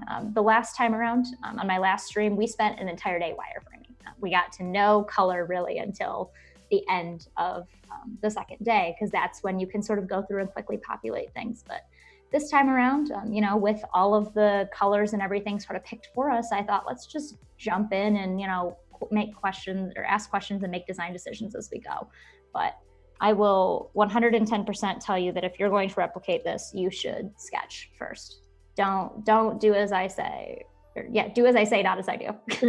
Right. It's the thing is that, there is a process that comes before this, and I'm really glad you explained it in the ways that you do it and why. True pro tip. And I think those sketches are probably one of the most important parts of this job. But think she's already done it, guys. So I will say I also, in doing all the prep for this, right? There was some behind the scenes, right? I didn't just come in and go, I found all of the colors in 30 minutes. Yeah, that's ready to go today. So about this process is seeing, and it's interesting because it's a great segue. We're going to hit in about a minute into your guys' work, and kind of learning how to showcase. We'd love to talk about this more, Brittney, when we're doing this. Is what's important to showcase in your process. Oh, and you know what? I on my portfolio, I am a big fan of 2 to 3 process artifacts, right? If you were to hop over to BrittneyUrich.com, you would see on my last Adobe Live project, and then the first app that I ever created, I walk through, how we did things and why we did things, not just, this is my beautiful end result. And so I'm a big fan of showing sort of the messy pieces of it. Oh, love it. I love it. I love the creative process because it is that messy sometimes. Yeah. and you do end up with something typically very, beautiful is important, but well thought out, I think is even more beautiful. Yes. In different ways, right? Absolutely. And on that note, are we going to hop over and actually see what people have got going on? So it's portfolio review times. And normally I think when we're in studio, we do a really cool visual with the, let's just blast off to space. Yeah, let's pretend we're going to space. And we kind of are, if you think about it. Right now we're in a satellite somewhere above the Earth and we're just being transmitted down. There we go. So heady. Love it. But yeah, so let's jump right into our first portfolio over here on Behance. Again, if you're joining from YouTube, come over to Behance, check out some of these awesome case studies, and let's just jump right into it. Let's see, Abhishek from India, and let's right off the bat, I like to take a moment to see what this person is showcasing to us just right off the bat.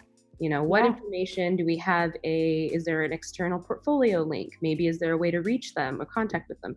Behance has a lot of those tools available. You can message, you can follow, but is there any additional also information about what they do? Do they have a job title that I'd like to know? So what are some things that you're looking at initially, Brittney, with this? Yeah, I mean, I would love to just know more about you first and foremost, right? I think there's people can call themselves by their titles, but I also love to hear like a couple quick facts about yourself, right? I think that I always say I'm a hiking enthusiast and a Michigan State University grad, because those are like my two favorite fun facts. Maybe I should start including goldfish in there. I don't know. But yeah, I'd love to see some more information. I'd love to see where else I can find you. If it's just Behance, that's totally cool. But I'd love to see if there's other information. I'm loving the background graphic. Yeah. And I don't know if you made that. If you did, maybe add like your name somewhere up there, because that's really cool. Yep. And showing us a lot about your personality without really even having to say anything. So yeah. And again, your avatar is also an illustration. So maybe we're getting definitely a vibe of maybe illustration, maybe more like playing around with graphic styles. So let's just jump right in. And why don't you take a look? Yeah, really cool stuff happening in here. Really cool. Do you have a preference? I think I'm thinking that second one in the first row looks fun. Right here? Yeah, just because I love traveling, can't do it right now, but I love it, and I know a hotel when I see it. I know, right? Oh, this is great. I'm like seeing all my favorite types of foods. Now we're taking you on a trip. Perfect. Mm-hmm. This is cool. This looks like maybe it's something that could live on maybe like an iPad. Yeah, I think it could be an iPad or even like a really new futuristic forward-thinking website, right? Mm-hmm. I love that it looks like we've opened up something for the New Yorker so we can see more information there. And I love that you then have the option to see more details. One of the things that drives me crazy sometimes on sites is just clicking on it takes you directly in, and then sometimes you lose the search filters you've added. Sometimes you lose more than you gain there, I feel like. So I love that you preview it before I just jump into something else, because it gives me the option to decide if I want to learn more.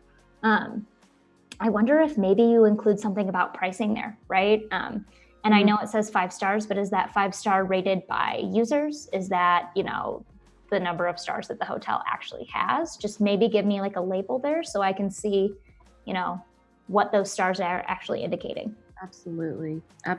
Yes. Those stars, stars are, I think, can go a bunch of different ways. Again, stars are really, really important. They do a lot for this hotel, for this, not just this business, but also for the users to make a decision. And so it's important to indicate where those stars are coming from, right? Mm-hmm. So I think I'm on the same level with you there. Yeah, I love that it looks like we've got the option to favorite things, and then I can see the favorites over in the navigation on the left. And then it looks like we've also got some top hotels and best experience. Again, I'm going to assume now that I read that those are probably like top guest rated or best experiences rated by guests. So like that's great to know, but that sort of information would just be really helpful right from the get-go. But I love the sort of rounded corners vibe we've got going on with all of these. It's very remnant of a current travel experience website. Mm-hmm. And I love that the one that you've selected is a little bit bigger, so you can see that you've selected it. Mm-hmm. Yeah. The only thing I would also say is it's a really cool shot, and it actually does a really good job showcasing kind of what type of work this is. And I do love that you've kind of shown us this kind of like almost mini walkthrough with one shot, right? What happens when you click it? Does it hover? A little more details.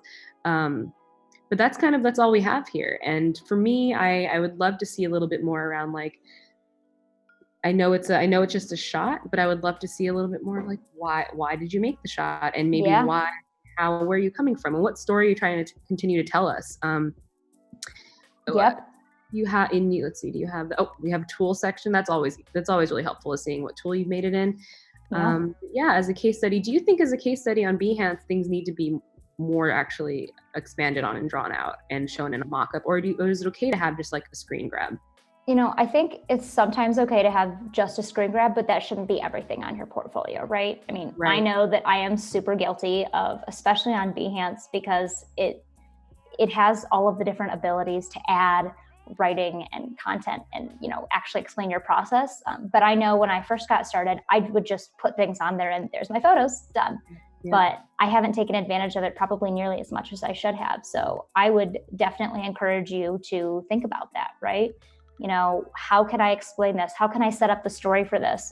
Was this a redesign of an existing website? If it was, show me what it currently looks like. Maybe grab in some screenshots and show me, how you annotated, I wanted to pull in this piece. I want to change this. I would think that this could be a better experience because of X, Y, and Z. And just sort of walk me through your creative process, because I know it's something that I have to continually remind myself to do, but the context is just as important as the content. Yeah, it absolutely is. And there's a lot of, Behance is just one outlet. So for me, if I see a shot like this, it feels like I do need to see more, but maybe you do have more living somewhere else, right? Maybe Behance is just a place to put a shot. So that's something we're looking for when I zoom out and kind of like, okay, let me learn more about this person. Oh, maybe I can learn more in depth about these specific projects somewhere else. Yeah. Or even just link right to the rest of the project from Behance, from that project on Behance, right? Like, if you want to view more, click here.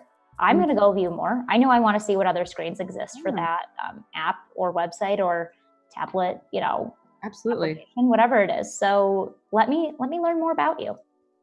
I love that. And I think, let's go to the next one right after, because I feel like a lot of those, maybe you've already known that and have decided to make a different and expand your mock-up. Oh, there we go. Yeah, maybe you've already answered my questions. You've already applied these things. Oh my gosh. I love this. You know what this sort of reminds me of? This is like what IKEA would want their app to be. There right? it is. Ooh, it's like the Scandinavian minimalist design. We've got lamps going on, but like they're not all the same shape and size, but that actually works really well with this because you're focusing on the one you can see. Yeah. This is what IKEA like this down here, this little. Oh. Yeah, you're right. It is what IKEA wants to be. Yeah, I love this. And you've got the different categories that you can filter through right there, so you don't have to like click. The only thing I would ask from an interactive design standpoint, right? I assume I'm going to swipe between lamps, the individual lamps, right? Could I also swipe between the categories to tables, sofas, and chairs? Because if I can, how would I do that?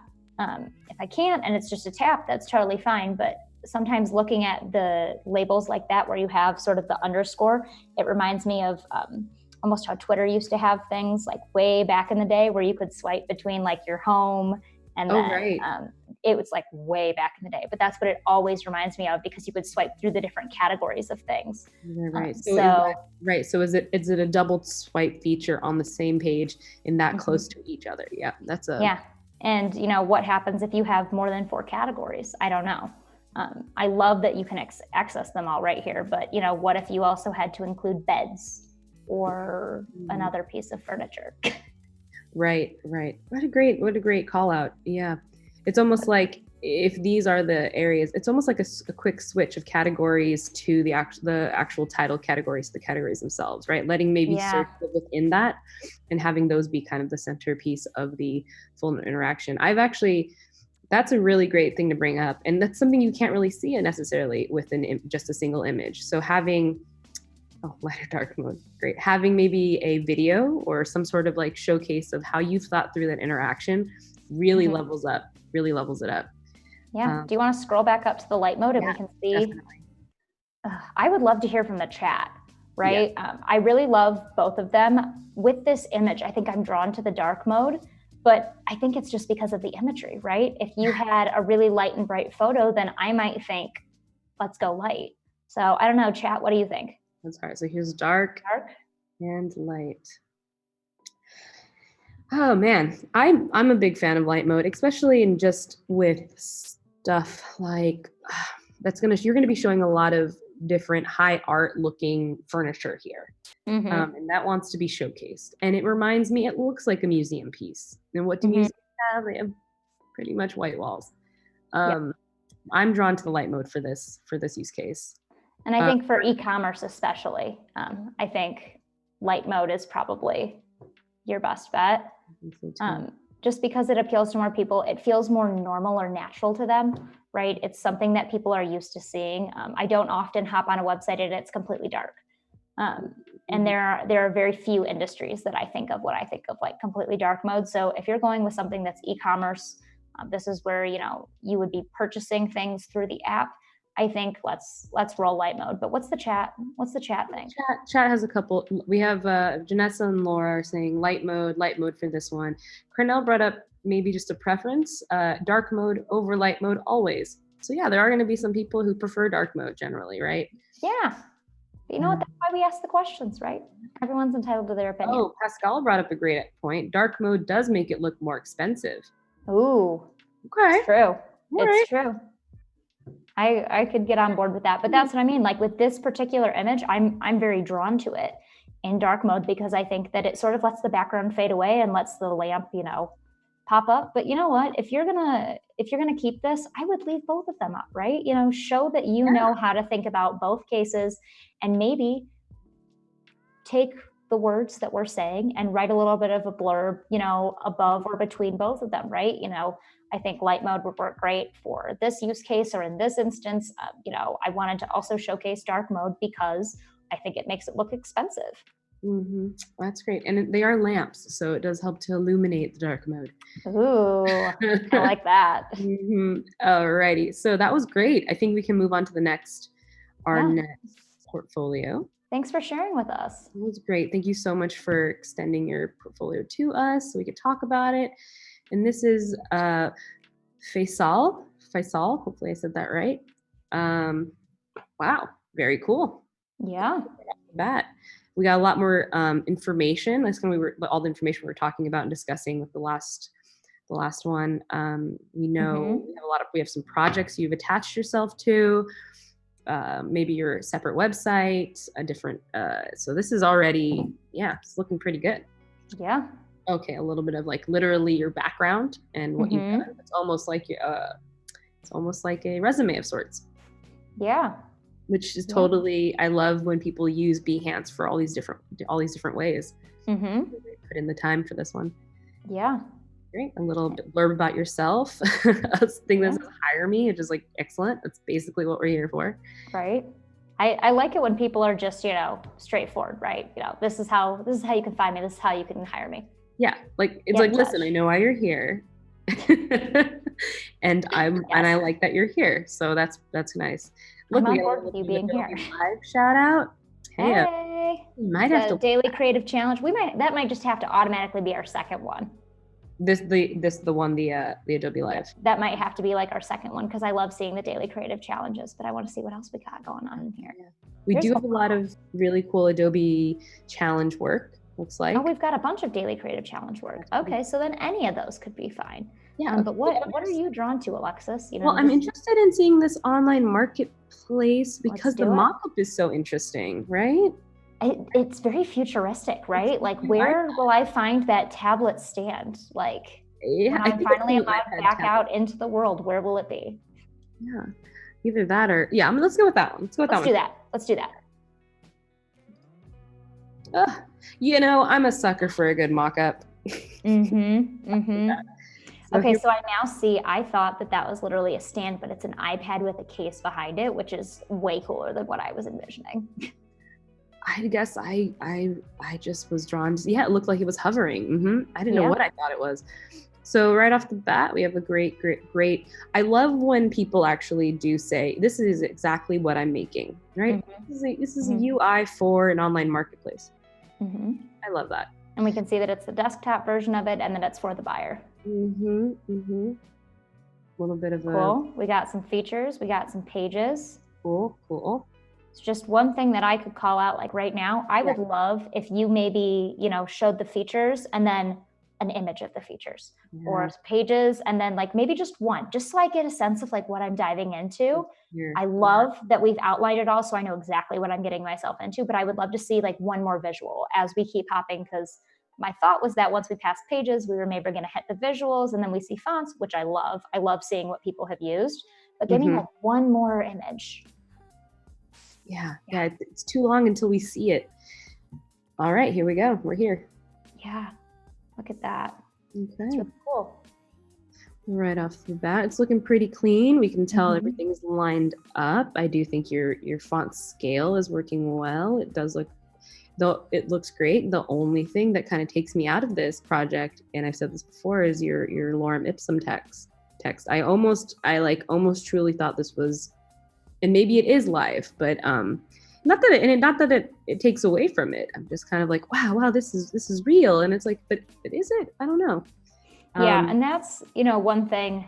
I mean, usually when I first start designing, I'll always, throw lorem ipsum in there as I'm moving things around, but I try to stick with the length of what I know it's going to be, right? But at some point you have to shift to make sure that the content fits the design so that you're not redesigning it. So you just want to make sure. I mean, maybe the 3 lines is the maximum, but what if you needed a 4th? Like, what does the content in there look like? And how do we, actually make sure that it will work in the real world and stand up to it? Absolutely. Yes. And there's really nothing wrong with it in general. We can see this look, we can see how it actually, you're using lorem ipsum in a way that does make sense, right? The most important parts that you want to showcase to us are your creation of a login page, generally the layout, all these things that you've addressed. And over here, it's now we're walking through this, we're doing this like onboarding. Yeah. So and you know what? I don't hate it where it is, right? Like, it's not. I agree. It takes you out of it for a minute, but it's better than, lorem ipsum for every single category, right? Or for the description below, submit your project in less than 10 minutes. Like, that works. I'm loving it. I'm loving this project though. Looks great. I love that we've led with iconography, right? Like a lot of times, especially if you're trying to submit something or walk through something, it's so easy to just use labels on buttons. But I think the iconography really draws my eye and makes me think, okay, ding, ding, ding. Which of these makes the most sense for me? Wowzers, looking good. Oh, wow. That's a project. One thing I'm looking at is that light gray under project posting. I'm wondering if that's accessible, and maybe it is, and it just looks a little bit light to me. So you've got like the project title, preferred project, urgency, and then project description and budget are sort of that lighter gray. And I'm wondering if that's something that someone would actually be able to see. But then I'm also wondering if, that's showing you what has not been finished yet. And maybe if it is, maybe there's an X there, or maybe there's like a circle with the line through it so that that that's still something that's outstanding. Absolutely. Yeah, I agree. I definitely agree with that. Yeah, I think overall though, this is like very clean, very straightforward. Great way to sort of look at everything. Looking really good. Really great. Yeah. Details. Very cool. Yeah. All right. Nice. This is great. And now we're getting to a point where there is a lot more lorem ipsum than norm, but you know what? I get it. You're at the end of your project. Maybe you're at the end of wanting to write all the descriptive text. Maybe it's a great next step for showcasing the project though, Yeah. I think if you want to take it one step farther. Exactly. Yeah. Cool. I like that. 100%. Okay. Awesome. Well, this project was great. Yeah. All right, let's do one more. I think we have time for one more. So your choice. Any of the daily creative challenges look super fun, but I'm very intrigued by the smartwatch that I see in the top, awesome. Top left. Yeah, let's take a peek. Oh, it's a calculator. Ooh, I think I remember this daily creative challenge. I love that you wrote about the challenge. I really appreciate you writing about the challenge and what it is and how it's, because everyone who does the creative challenges has a different prompt for different reasons. Well, and everyone, like you said, you remember it, I remember it, but it's just nice to remember what the challenge was, later on, right? Exactly. I'm not going to remember that we did a calculator. Maybe I will, but maybe if I've never seen a daily creative challenge before, I want to read the prompt and see how I could get involved. Absolutely. Love that we've got a color palette in there. Okay, so there's a getting started. Okay, I like that.